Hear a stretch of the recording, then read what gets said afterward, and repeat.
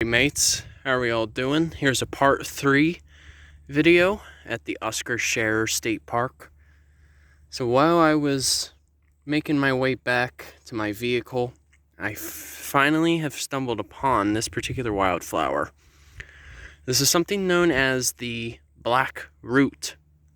However, I'm really not going to try pronouncing the scientific name because it's a bit complicated to pronounce. But here's what we do know. Blackroot is indeed a native flower in Florida and other parts of the southeast United States, such as that of Louisiana and even Georgia as well.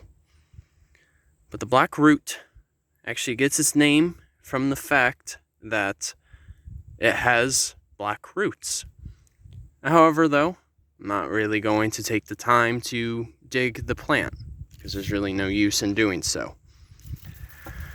But what's particularly neat about this flower is, as you can see towards the top, this whole little bit right here between my middle and ring finger and my thumb, this is called a spiciform. It's basically like a spindle where the flowers are produced. Here you can actually see, some of the seeds that will soon be ready to disperse. And as a matter of fact, Blackroot is also a member of the aster flowers, or Asteraceae family, to be specific.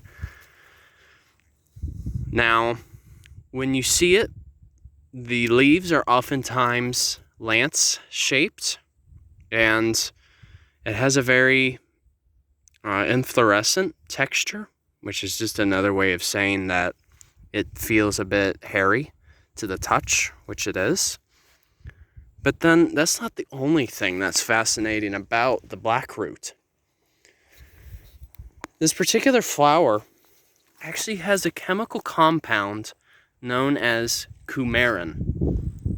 Now, some of you may have heard of Coumarin, but for those of you who haven't, Coumarin it produces a sweet smell for the plant. So, like, for instance, give me just a second. Let me take a piece off. If I grind it up a little bit, and then I smell it,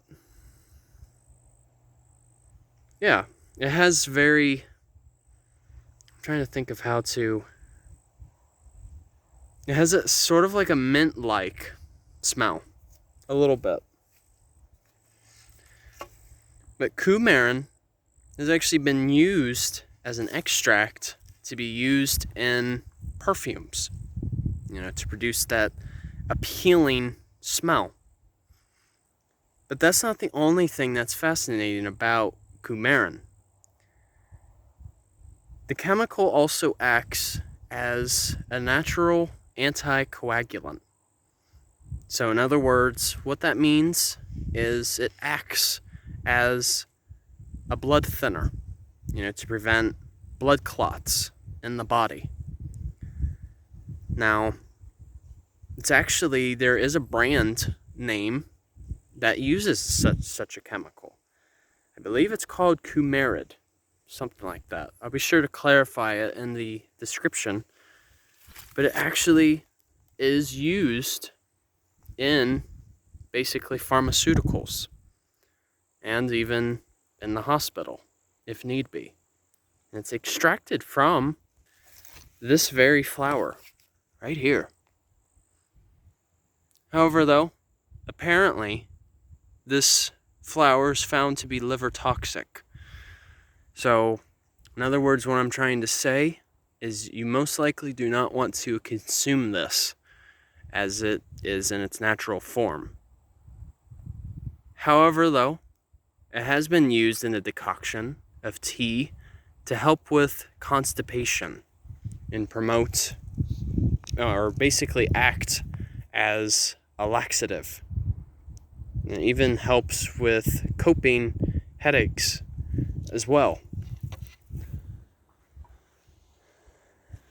So, these are indeed fairly prevalent. I mean, this whole little section here are nothing but Blackroot. So it's funny. It's like, it doesn't look like it could be a Blackroot, just based on the name. But I guess the only way you could really know is to look at the roots. But I'm not really going to, since we're at a designated state park. So the idea of this state park is to keep it as natural as you can.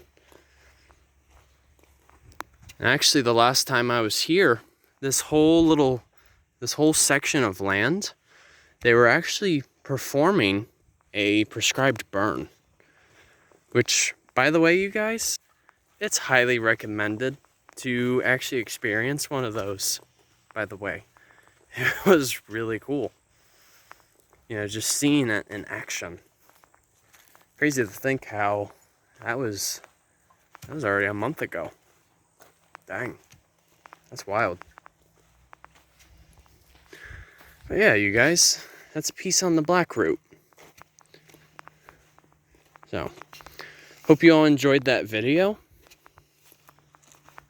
Especially for those of you who live down here nearby. And, whenever you stumble upon it